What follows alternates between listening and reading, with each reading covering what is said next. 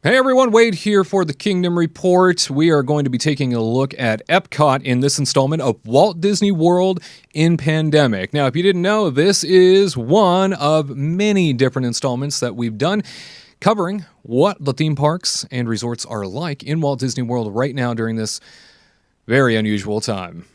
If you haven't already seen those videos, we encourage you to go ahead and check them out. Many of these parks, many of these experiences are worth seeing for yourself, especially if you are making the personal choice to visit Walt Disney World in the coming months before the global health crisis is over. Again, it's a personal decision, and it's something that shouldn't be taken lightly. And hopefully we will supply you with the information you need to make the best possible decision. If you aren't subscribed already, we encourage you to do so here on this channel, and we invite you now to join me on my solo, independent, first-hand journey at Epcot. That's right, here we are at the experimental prototype community of tomorrow, Epcot. It is park hours of 11 a.m. to 9 p.m. on this day that I visited, and with that late start time, things do seem to be just a bit more casual. Everybody seems a bit more relaxed with that late start time. The white tent up ahead is Advent Health staff on hand to scan your forehead, check and see if you have a fever. If you don't, you're on your way. It's about 3 seconds and a seamless process at every park. Here at the front of Epcot, you'll notice right away that it was a cloudy day. Lots of storm clouds overhead throughout the day. Never a storm, though. Just one of those weird, bizarre Florida bipolar weather days. And you see here at the entrance, lots of new construction going on right in front of Spaceship Earth, but the new walkways, planters, and trees have been installed. Everything looks really good from this end, and you are given a choice, left or right. You do have to walk down narrow pathways that will take you all the way to either side of Future World, but the whole center structure behind Spaceship Earth here is completely blocked off. Speaking of Spaceship Earth, 5-minute walk on. They are using the extended queue outside, really just to socially distance everybody with markers on the ground every 6 feet. I am going to walk right on. You notice the markers up ahead of me. When I jump on this attraction, it is interesting. They put me in one car. They have then a car in front of me and a car behind me that are remaining empty. They do this for everybody, apparently. So it is keeping you as distanced as possible. At the exit of the attraction, you notice here, this is one of those big rooms of technology that you can put your hands on and get some first-hand experience in. No longer can you do so. Everything was pretty dark in here for the most part, and there was no touching of the computers or doing anything to manipulate the screens. You just weren't able to. Everything was off. You see here the pathway just to the right of Spaceship Earth takes you on down past the Coral Reef restaurant and right up to Finding Nemo, the Seas with Nemo and Friends attraction. When you board this attraction, you are placed in a clamshell, and you are given the clamshell to the left and right of you as being empty for the sake of social distancing. And don't forget to stop by Sea Base Alpha, the Seas, and check out all of the really neat aquatic life, and all while doing so socially distanced. You see the spots and markers on the floor, making sure that you are staying as far away as you are supposed to in this environment. Walking down the path and on over to the Land. The Land Pavilion is home to a lot of different experiences, including Soarin, as well as the Garden Grill character dining restaurant. On top of that, you have Living with the Land boat ride, and then, of course, Awesome Planet, the new film that is located in this giant indoor structure. They have separated the pathway in, so now there is directional flow. When you enter, you have to stay to your right. No longer can you turn to your left. They have divided that right down the middle, and they have a cast member there to make sure that you keep yourself to the right. And then as you exit, you'll be on the opposite side, of course. But this area is one of my favorites in all of Epcot, mainly because it's all indoors, it's all air-conditioned, and when you are in Disney World during summertime, there's nothing greater than a little bit of air conditioning. We take a look down at Soarin' in the distance, but mainly this whole cafe area where Sunshine Seasons quick service restaurant is. All the tables, for the most part, have been removed. Those that were not removed are listed as you can sit here or you cannot sit here. So keeping all of those tables as distanced as possible as well for everybody's health and safety. Garden Grill character dining restaurant, not a whole lot of action there, but one of two character dining restaurants on property and open at this time. Mickey and the gang will meet you at a distance in this location. Topolino's Terrace over at the Riviera Resort is the other character dining location. Sunshine Seasons does require you to place a mobile order now in order to gain access into the area and get your food. You do have to have an order fulfilled on your My Disney Experience app after you've purchased it in order to enter and grab your grub. It is a limited menu at this point, so keep that in mind. Not the typical offerings of all of those food bays. Over here at Soarin' Around the World, I walked on over to see an extended queue all the way out the front. Those 6 feet markers very clearly identifiable, and it was obvious that this stretched all the way through the pavilion, all the way back towards the restaurant itself. This was, I thought, so cool. Very rarely, if ever, have I seen Soarin' as just a total and complete walk-on. I believe that the time overall was 10 to 15 minutes quoted there.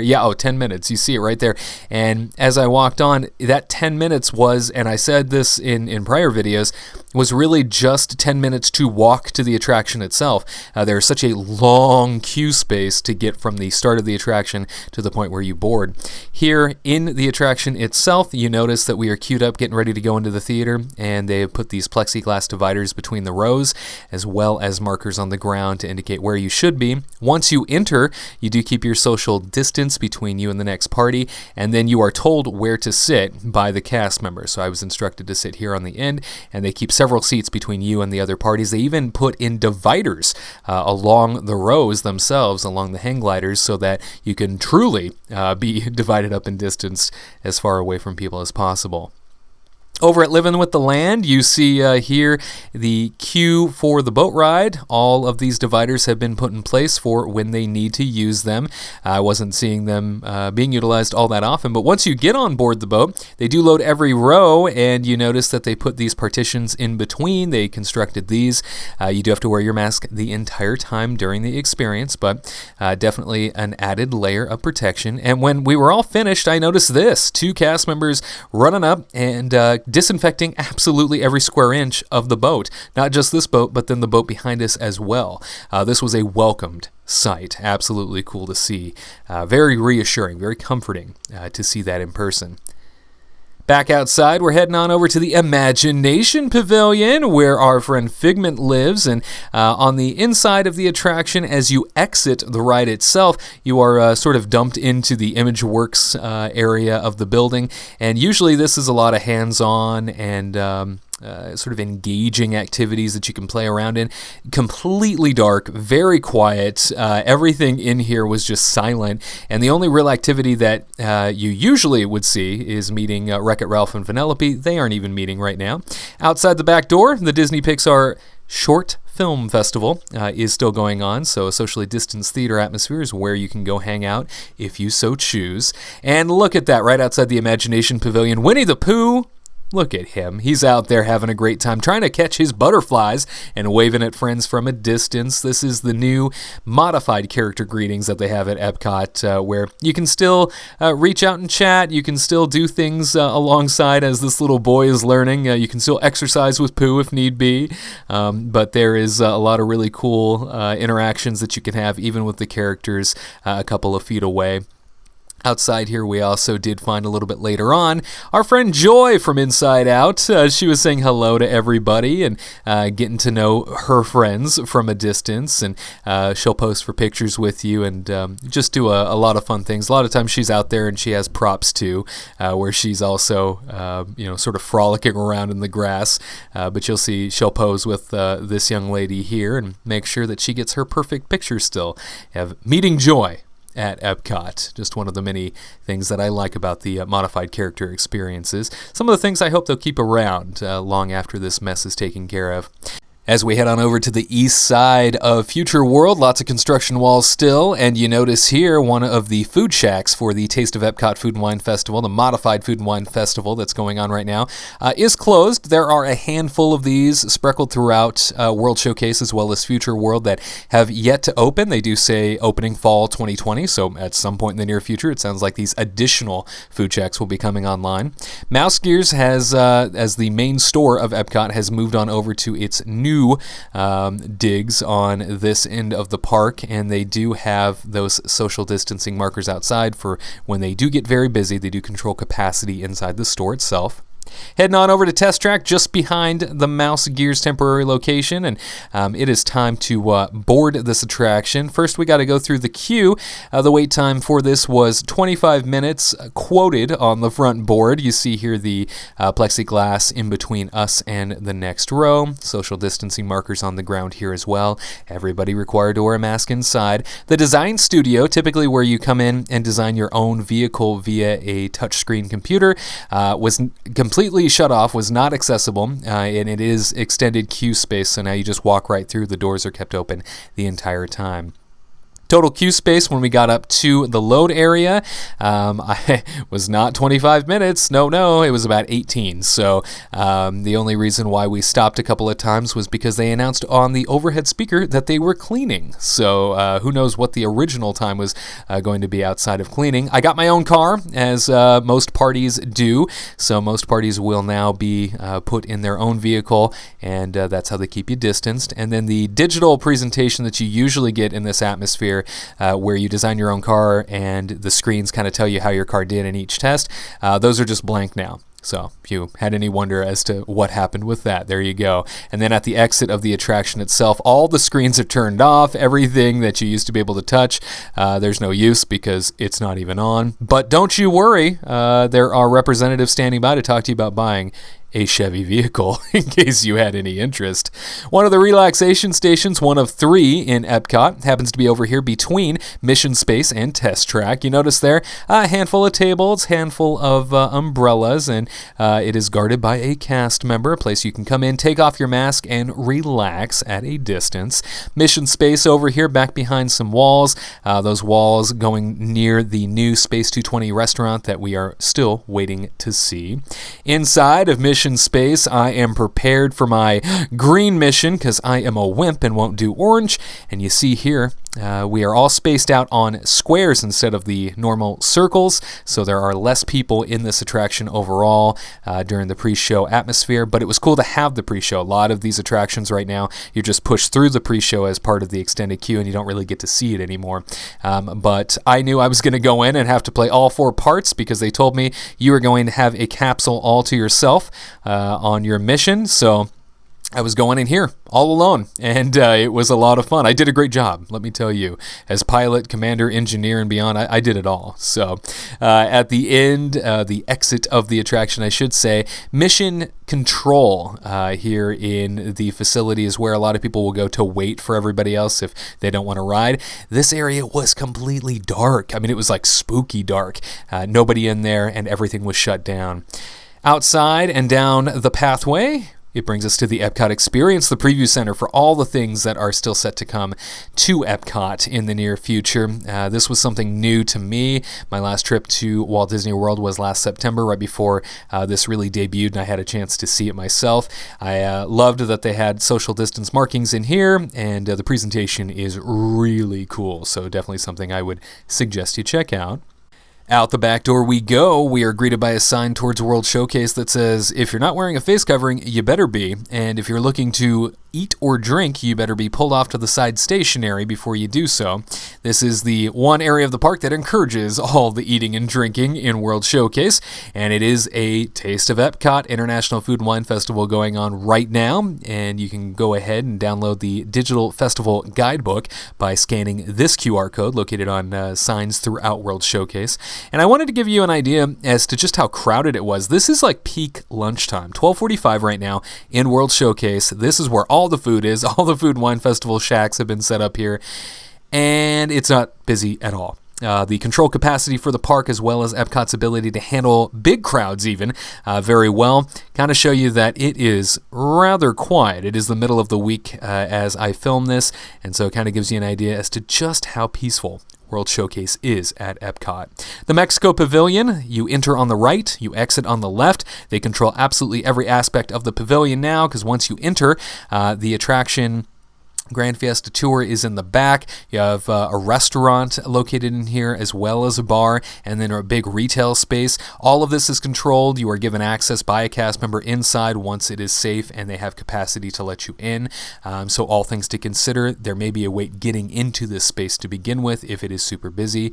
And you do see here, Grand Fiesta Tour has put the plexiglass in between all the close quarter lines because it is very tight in here. And then once you get on board the boat itself, you are stationed about 3 rows away from any other party that might also be on board. Down the road we go, and it is Norway. The Norway Pavilion has recently added all of this section back here behind the original pavilion, mainly to accommodate all things Frozen. Now, this Frozen meet and greet and all this retail space is just shuttered. It's all shut down. It's really unfortunate. And then on the opposite side, in the original version of the pavilion, you do have the Norway Bakery, where that school bread that everybody loves, it's unavailable because the bakery is still closed. Akershus, the character dining location, is not operating as usual. In fact, it has been converted into a relaxation station, the only air-conditioned relaxation station in all of Epcot. This also might be the nicest relaxation station that's available anywhere in Walt Disney World. It's like walking into a castle and just hanging out, being able to take off your mask and relaxing for a few minutes in the AC. So I thought it was very well appointed. I'd never been to the Princess character dining here, so it was my first time really being in the facility itself. I thought it was beautiful. Outside, you see the standby wait for our friends at Frozen Ever After. The extended queue sometimes wrapped outside around the pavilion itself, but it went very quickly. The wait time was 45 minutes posted. It only took about 20 minutes to get on board, so less than half of the posted wait time. And then you saw, again, 3 rows removed from the party in front of me on the attraction. Up the road we go. The China Pavilion it is, and both restaurants, the quick service and table service restaurant for the China Pavilion, are both shut down at this time, as well as the majority of retail within this pavilion. It is all shut down. There is one store, and that is the store that the attraction itself dumps into. That is still open down at the end, but for the most part, everything is shuttered in the pavilion with the exceptions of Reflections of China, the film that you see in this dome, and then the retail establishment at the exit. Around the corner we go, and some festival merchandise that is for sale is not what you might think it is. It's not for this festival. In fact, it is for the Flower and Garden Festival, which had just begun before Walt Disney World shut down. They are trying to get rid of that merchandise. I thought that was worth noting. That's all the merchandise you see at the moment. So it sounds like the Taste of Epcot Food and Wine Festival merch will be coming very soon. I didn't see it anywhere at this point. We take a look around as we enter the Germany section of the park, and this is where, the walkways and the spacing really opens up. They added a lot of tables, all socially distanced, obviously. This is an open environment that allows you to really spread out, and the freedom to take off your mask and eat and drink was very prevalent here. And I think with that freedom, I'm going to say this a couple of times today, I think with that freedom allowed people to feel a lot more at ease, a lot more casual, and they didn't have to really worry about mask rules because there was always an opportunity to really take their mask off.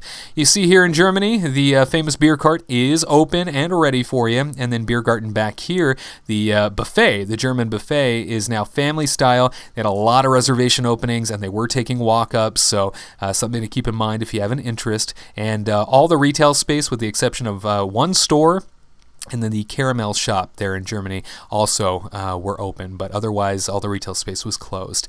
Over here in Italy, the wine cellar is open. They're asking you to enter through Tutto Italia, the restaurant next door, the table service restaurant that is open for lunch and dinner.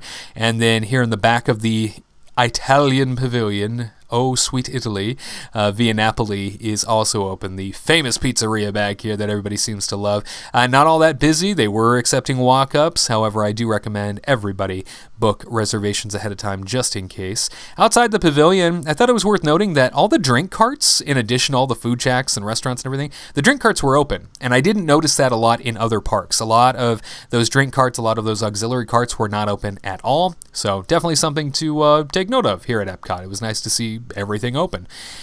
Here at the America Gardens Theater, typically during these food festivals, they have big-name acts that come in and will play on this stage. As of right now, they're using two entertainment offerings that typically play in other places of the park that are traditionally year-round, that are Epcot-specific. So they're playing on stage there. A nice offering with socially distanced benches. Here at the American Adventure, right behind the stage, or perhaps right in front of, depending on where you're standing, the American Adventure is still running. Again, socially distanced theater. Next door, the Regal Eagle Smokehouse is by mobile order only, so you do have to do that mobile order via My Disney Experience, get the order fulfilled, show it to the cast member, and then they send you past the bar and down this corridor where the entrance is now located, and the restrooms, the secret restrooms that only special people know about, they are blocked off at this time, so they are not available, but this is where you now enter for the Regal Eagle Smokehouse. And it sounds like some enchantment is headed our way. And it's getting a little cold. One might say, freezing in here.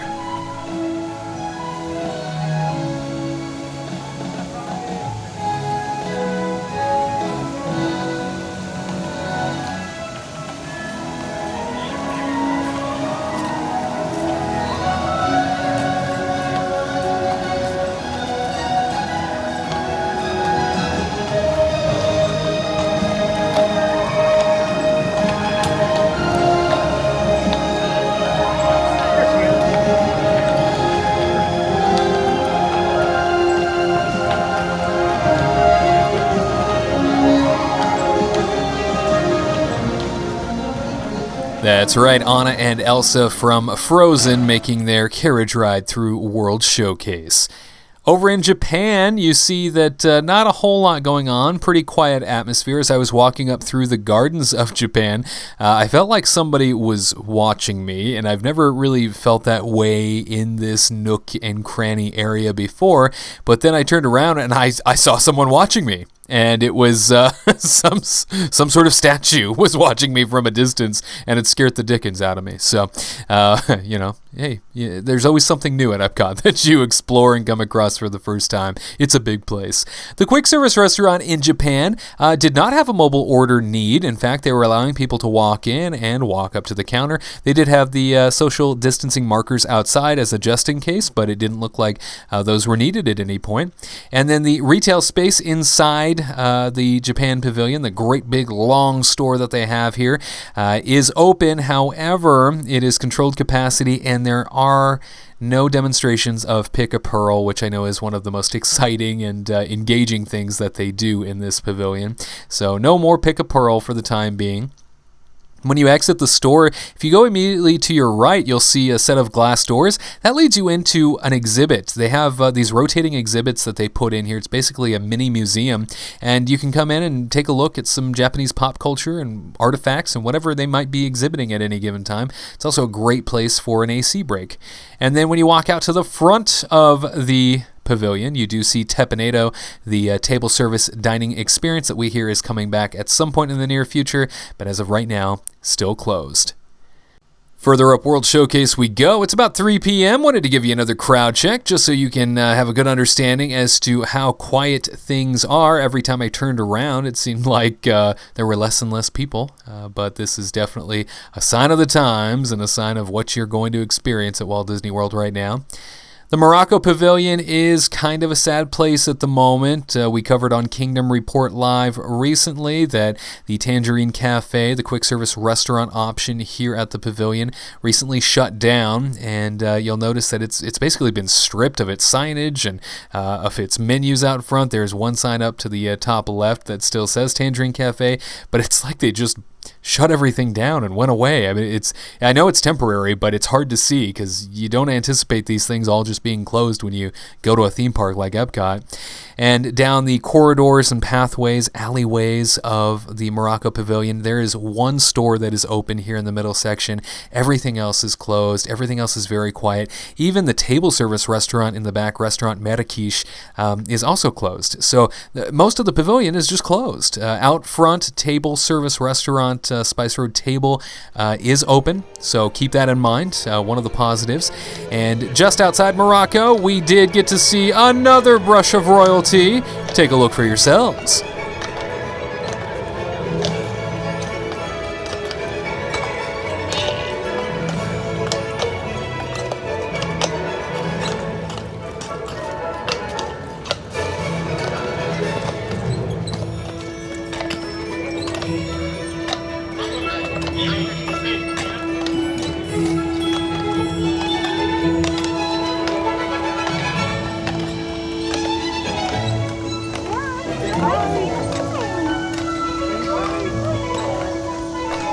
Belle, Sleeping Beauty, Jasmine, and Snow White. It was a delight to see those royal ladies come on through World Showcase. We move on over to France, and you see Le Chefs de France, the table service restaurant here on the front end, is shut down at the moment. Monsieur Paul, the upscale table service restaurant on the back end of this pavilion, also closed at this time.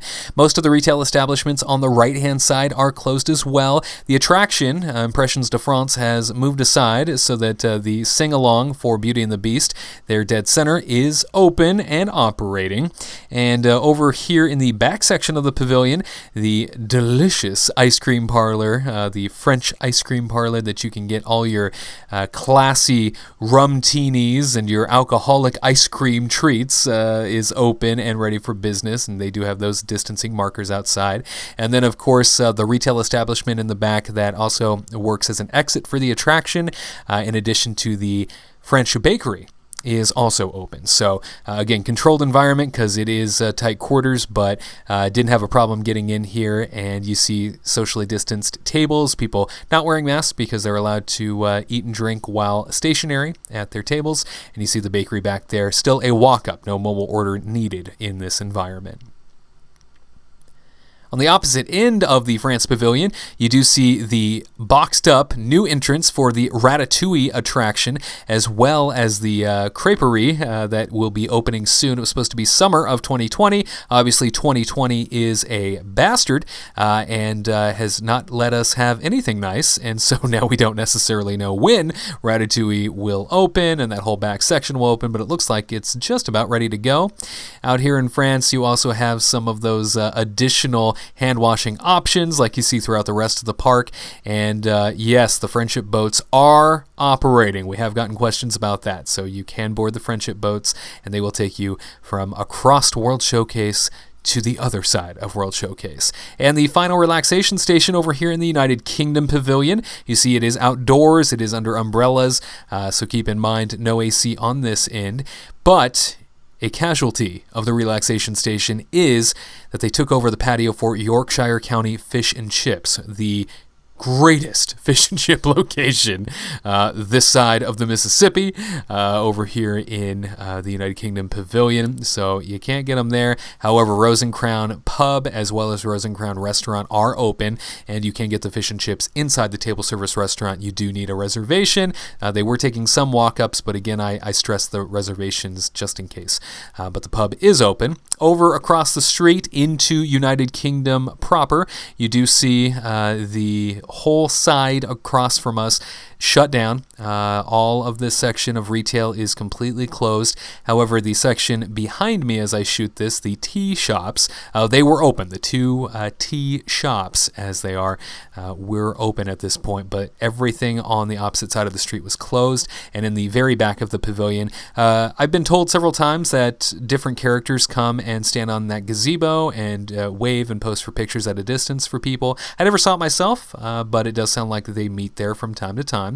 Something to keep your eye on. And then, of course, the back section of the UK Pavilion, where the Mary Poppins attraction is rumored to be going, but who knows how long it will be before we see that at this point.